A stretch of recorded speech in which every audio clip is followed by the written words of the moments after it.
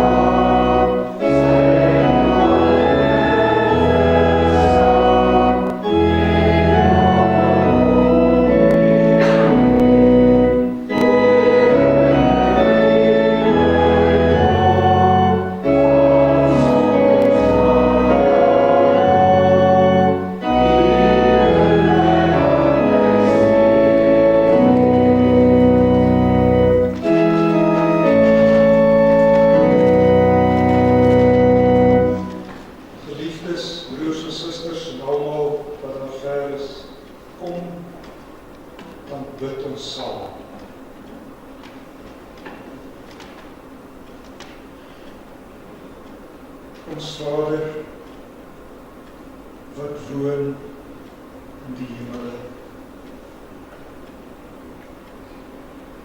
Ons dank U, dat daar altyd weer 'n tyd in ons lewe aanbreek, 'n oomblik, waarin ons weer opstaan. Al het ons geval. Al sit ons in die duisternis, die Here se lig is vir my, vir ons. Die breek altyd weer deur. Want as U ons saak in Christus verdedig en in Christus aan ons reg verskaf, Hemelse Vader, deur ons op te tel en uit te lei die lig van die genade, dan word ons oorval met U welgevalle. Dan sien ons hoe U geregtigheid aan ons oefen. Ja, wie is 'n God soos U, wat die ongeregtigheid vergewe en by ons oortredinge ter wille van Christus verbygaan, wie se welbehaag in suiwer goedertierenheid ons deel is.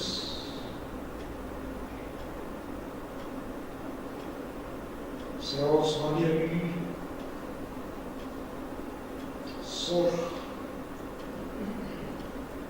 dat ons die geloof nie verloor nie, dat dit in die diepste van ons lewens nie ophou nie, nie wankel nie, dan is dit omdat U in Christus vir ons bid en gebid het. Dan is dit omdat U in Christus ons seën in 'n bekering. Dan is dit omdat U met die dieptes van ons ellende en sonde gehandel het, in die kruis, die dood en die opstanding van ons Heiland en ons Verlosser. Dan is dit omdat U so U kerk, U gemeente bou en versterk en beskerm, ja, die poorte van die doderyk kan dit nie oorwin nie. In ons aanbidding, Hemelse Vader, is daar vreugde en dankbaarheid en ootmoed en belydenis en verwagting om gevoed te word deur die Heilige Woord. Hoor ons gebed in Christus se naam. Amen. Geliefdes, kom ons maak ons gereed om die woord van die Here te lees en dit te oordink.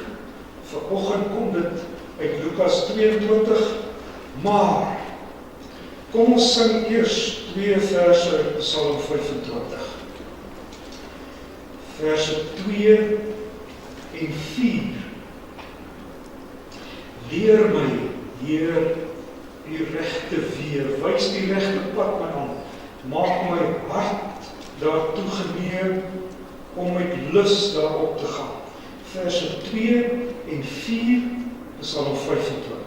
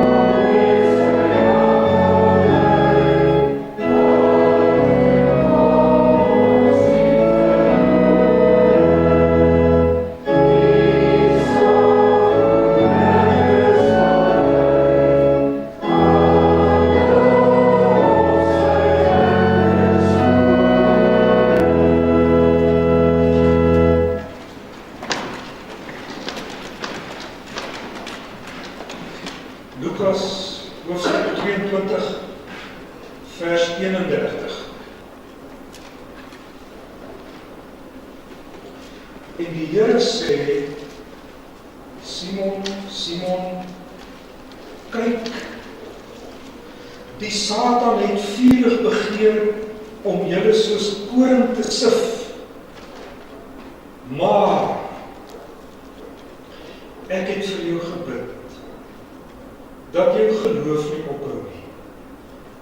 En as jy eendag bekeerd is,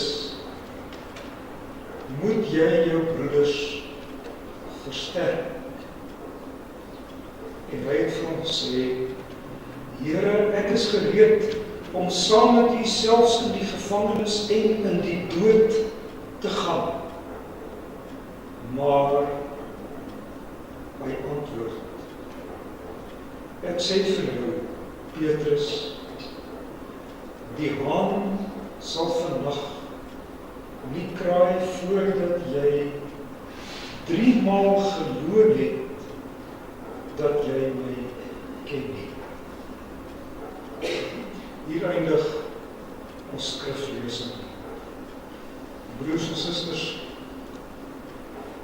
die hele gedeelte dra volgend die preek.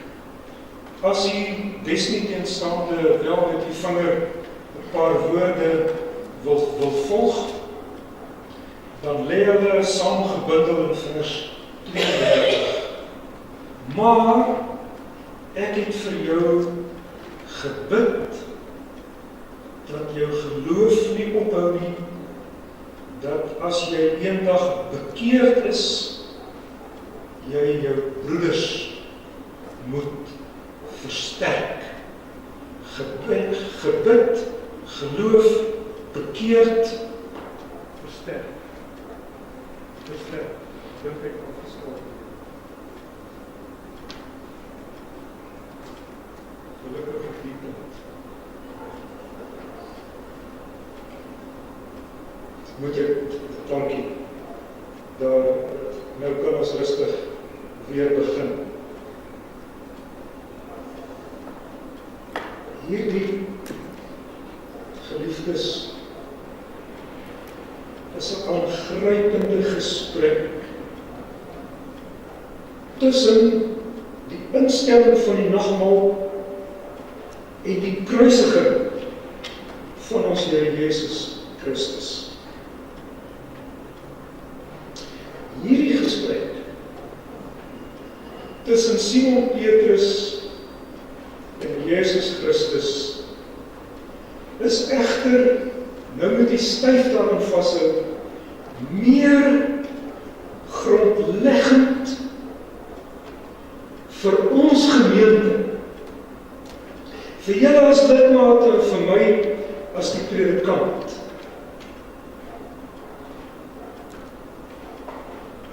As wat dit om Simon Petrus en sy geskiedenis rondom die kruis gegaan het. Meer grondliggend. En dis daarna toe wat die preek vanoggend mik. Om dit goed te onthou, broers en susters, kan u selfs op die Bloemburger, die seël van die kerk, 'n bietjie kyk en dan sal jy sien, die poorte van die hel sal dit nie oorweldig nie. Daarin lê die grondliggende betekenis van hierdie gesprek vir ons en vir ons kerk. Wat gebeur in hierdie gesprek? Niks anders nie as wat die Here Jesus in 'n vorige gesprek met Simon, die seun van Jona, beloof het. En nou verwys ek na Matteus 16 vers 18. 'n gesprek wat jy baie goed ken. Nie waar? Christus vra vir hulle, wie sê die mense is ek? Dan sê Petrus, U is die Christus, die Seun van die lewende God. Simon, seun van Jona, vlees en bloed het dit nie aan jou geopenbaar, maar my Vader wat in die hemel is. Kan jy onthou? Dan sê ons Here vir Simon, jy is Petrus. Petrus beteken rots. Jy is Petrus. En op hierdie rots sal ek my kerk bou. Die poorte van die hel, die poorte van die doderyk, sal dit om daardie rede. Omdat ek dit bou, dis die punt. Nie oorweldig nie. Nooit nie. Dit sê die Here Jesus vir ons, broers en susters. Ek sal my gemeente bou.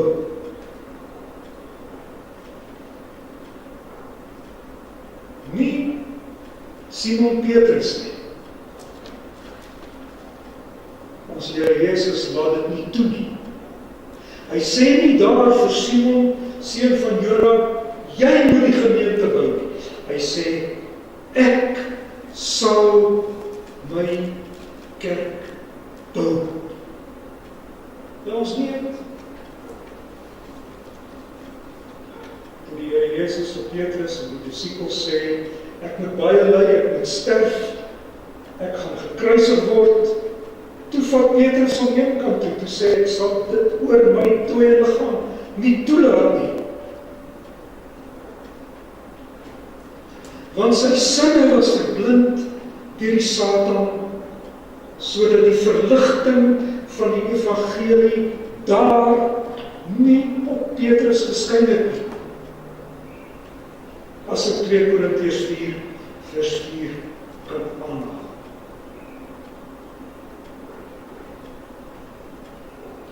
In hierdie gesprek, later, nadat die Here bouende aan sy kerk, vir sy kerk die nagmaal gegee het, voeg hy 'n verdere daad by sy woord. Onmiddellik staan die Here Jesus Christus weer teenoor die Satan.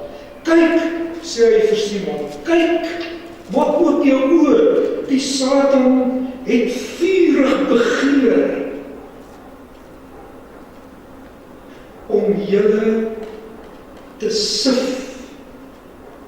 soos wat 'n mens koring uitsif, dat die koring oorbly. Die bedoeling van Satan in die begeerte van hom, broers en susters, is om die disippels 'n slag behoorlik aan die kaak te stel, sodat hulle daar open bloot kan lê soos wat hulle werklik is.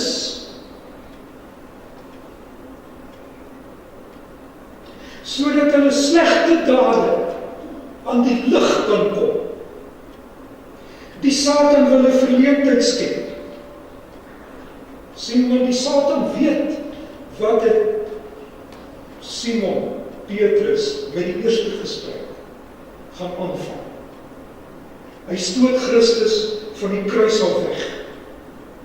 Die Satan weet, so hy wil hulle sif, dat hulle ware kleure aan die lig kan kom, aan die kaak stel. Jy weet ons wat is die kaak.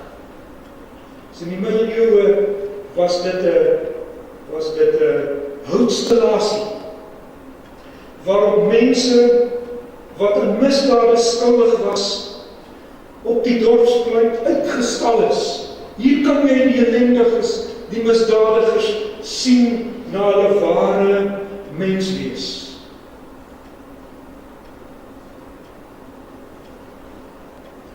Die rots is niks anders nie as sagte klei.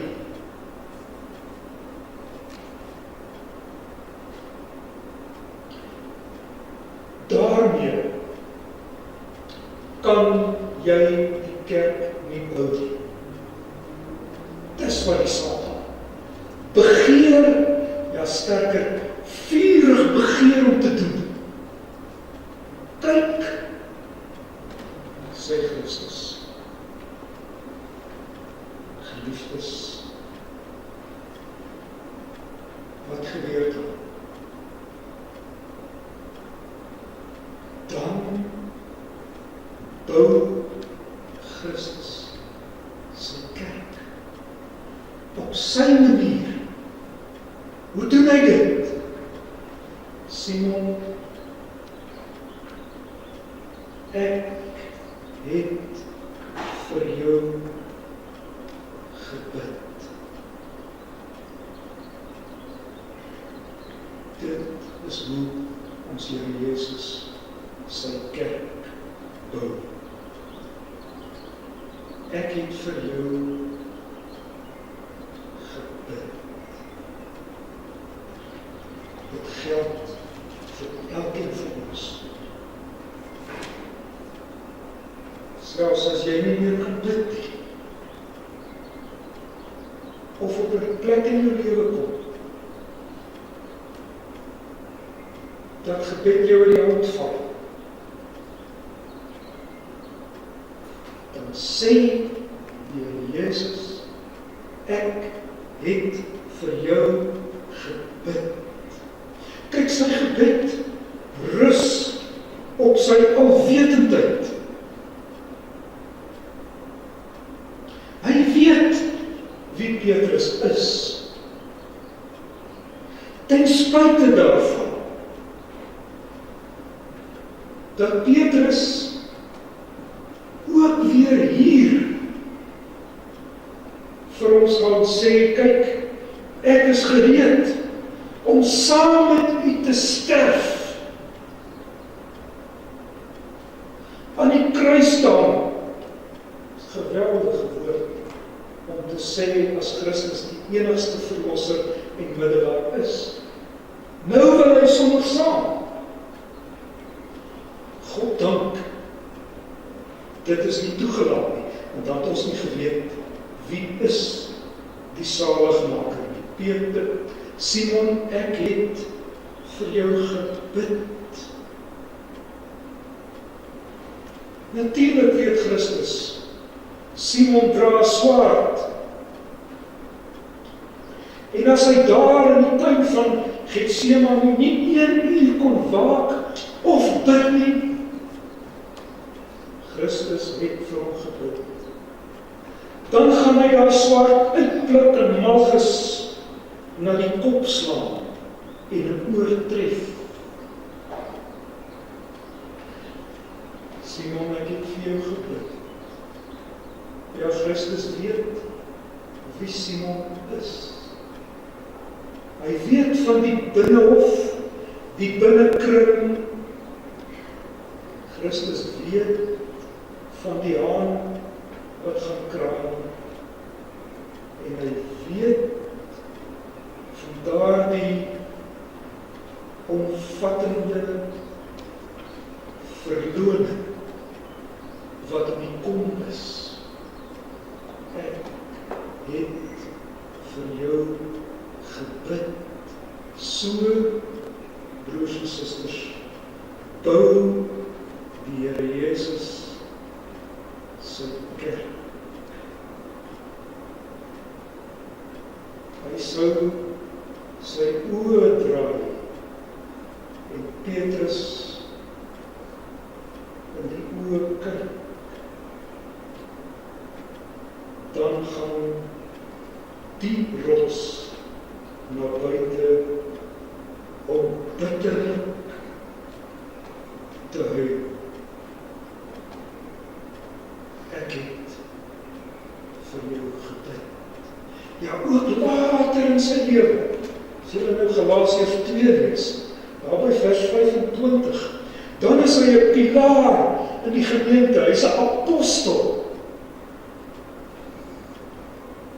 En dan draai hy sommige mense raak voor die oë, dan moet die woord om te regwys. Petrus, dis nie die pad nie.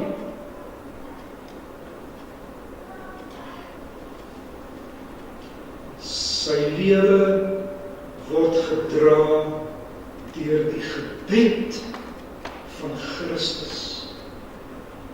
Joune ook, broers en susters.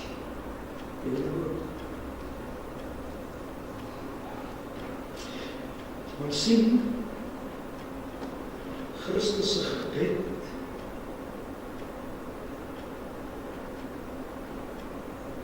dra iets in hom wat ons gebede nooit kan dra nie. Sy gebed is deel van sy middelaarswerk. Deel van sy offer vir ons. Julle moet 'n keer Galasiërs 5 lees oor die gebed van Christus. Daar staan dit in soveel woorde, dat hy in gebede en smeekinge met 'n sterk geroep en trane dit aan God geoffer het. En in daardie gebedsoffer bewerk hy die saligheid. So bou hy sy kerk. Simon, ek het so vir jou gebid. Ook vir almal wat die verkondiging van die woord deur jou Christus vind. Dis ook vir ons.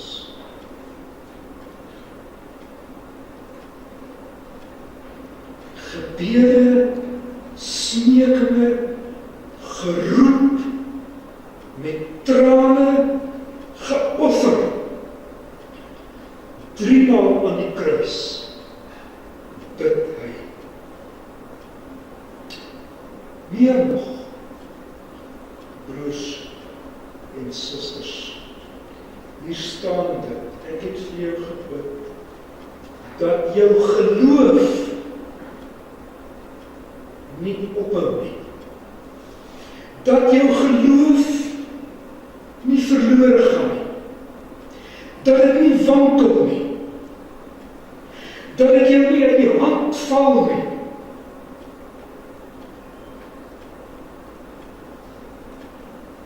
Daar is mense, broers en susters,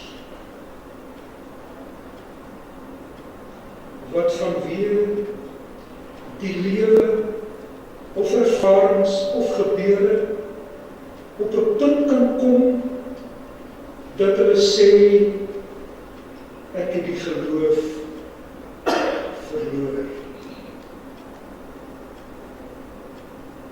Ek, sê Christus, het vir jou gebid dat jy die geloof nie sal verloor nie. Selfs as die ergste aanvegting oor jou kom,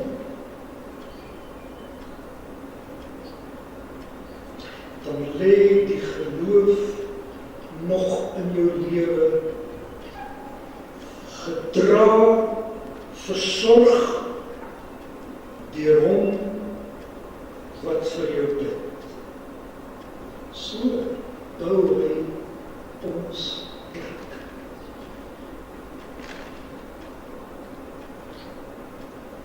dan duik daar 'n derde woord wat die bouwerk van Christus vir ons oopmaak op.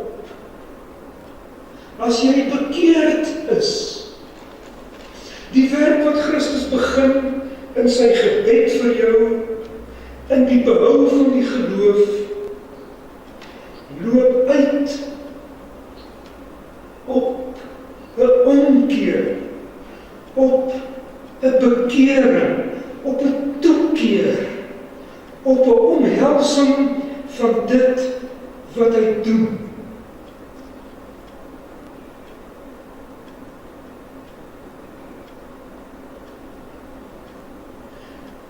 Want jy is uit God gebore.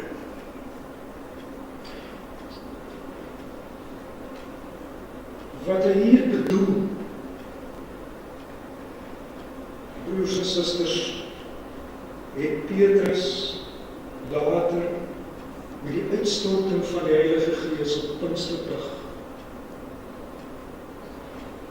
deur die inspirasie van die Heilige Gees saamgevat, omdat hy geweet het waarvan hy praat. Hy skryf, hy preek in Handelinge 3 vers 26, lees dit gerus. God het deur Christus wat opgewek is uit die dood, wat eers vir julle gestuur is, om julle te seën, dan sê hy, hoe seën hy julle? Hy seën julle, dit staan daar, broers en susters, deur elkeen van sy booshede te bekeer. Wie bekeer jou? Die bouwer van die kerk. Geweldig. Dis geweldig. En dan is ons sommer by die 4de woord. As die bouwer van die kerk jou so geseën het, deur jou te bekeer, dan Petrus, kyk, hy begin die gesprek met Simon, en hy eindig die gesprek met Petrus. Dan moet jy jou broeders versterk. Dit slaan op die amp van die apostel. Want dis wat die apostels gedoen het. Ja, dit kom weer terug in 'n laaste gesprek daar by die see. Kan julle onthou? Simon Petrus, het jy my waarlik lief? Here, jy weet alles. En sê hy, "Laat my skape wy." Hier kom die Here Jesus terug op die orde in die kerk, rondom die ampt van apostel, wat dan die diakens en ouderlinge vir die kerk gee. So bou hy sy kerk. 1 Petrus 5 vers 10 skryf Petrus self oor wat hierdie versterk beteken. Dit beteken dat in die bediening van die woord die lidmate gegrondves sal word, dat hulle bevestig sal word, dat hulle volmaak sal word, dat hulle versterk sal word. So bou die lewende Christus sy kerk. Ek het vir jou gebid dat jou geloof nie sal ophou nie. En wanneer jy bekeerd is, sal jy jou broeders versterk. 4 woorde van grondliggende betekenis vir ons kerkwees. So, broers en susters, bou ons Here Jesus self sy kerk. Andersom gesê, so sif hy die koring uit. Kyk, die Satan kan nie die koring uitsif nie. Hy kan nie weeg en 'n bevinding maak nie. Net God kan weeg en te lig bevind nie waar. Dis hoekom ons eerste teks sê, die Satan het niks meer as 'n brandende, vurige begeerte in sy besetenheid om die koring uit te sif nie. Christus laat dit nie toe nie. Christus sif die koring uit.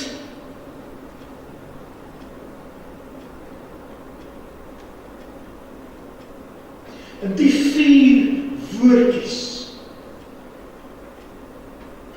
bou ons Here Jesus siftend.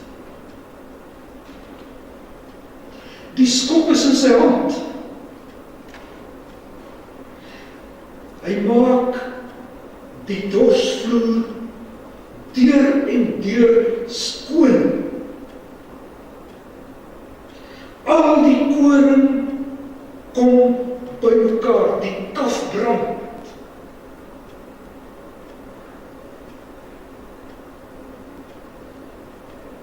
Dis soos Amos 9, vers 9 dit stel.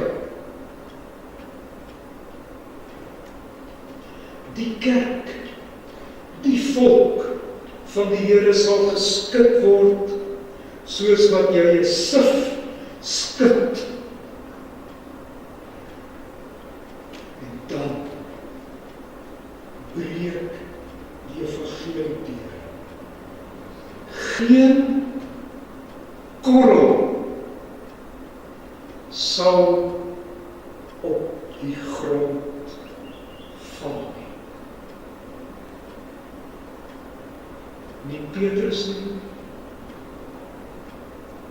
nie ons nie, ja, die poorte van die doderyk, die hel, sal ons nie oorweldig nie. Want Christus het en is besig om vir ons te bid. Daardie gebed dra sy werk aan ons kerk. Amen. Laat ons dank, broers en susters, laat ons dank. Onse Vader, wat in die hemel is, ons dank U dat U in Christus die kerk bou op die manier. Dit slaan ons alle woorde uit die mond, alle dade uit die hand, in verwondering dank ons U vir hierdie goedertierheid wat verder gaan as ons gebede of wanneer dit in ons lewens stil geword het. Wat verder gaan as ons geloof.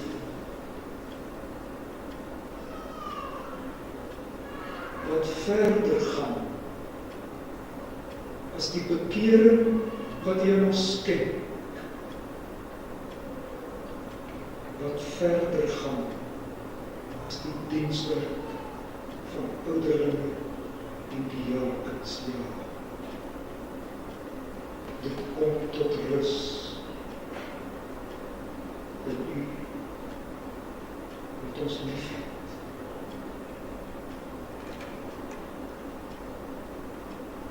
Wat ons volkome vergifnis skenk.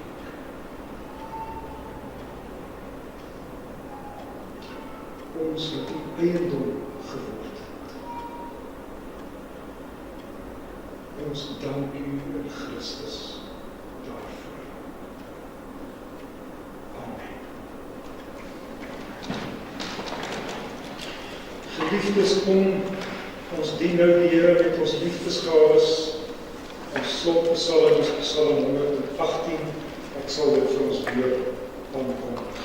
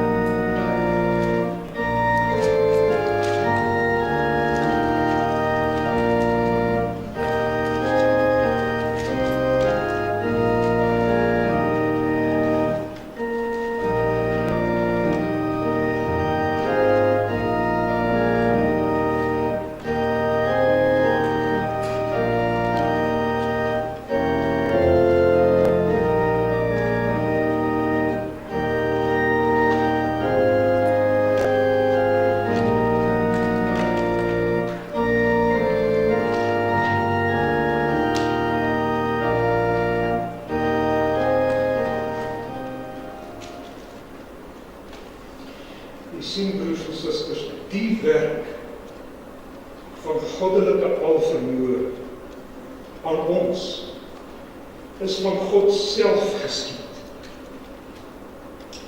Daar rys 'n wonder op voor ons oë, ons sien dit. Ons kan dit nie weer grond nie. Vers 10 en 11, wat dit aangehaal het van Psalm 118 ten slotte.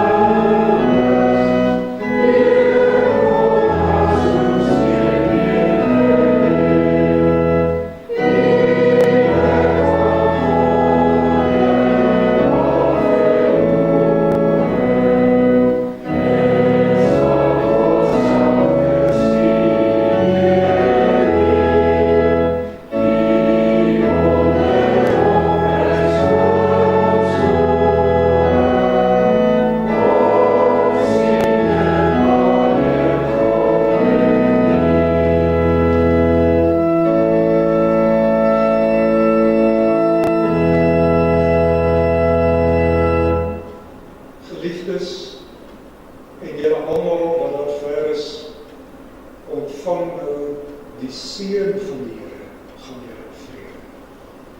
Die genade van ons Here Jesus Christus, die liefde van God ons Vader, en die gemeenskap van die Heilige Gees, die lei met julle almal. Amen.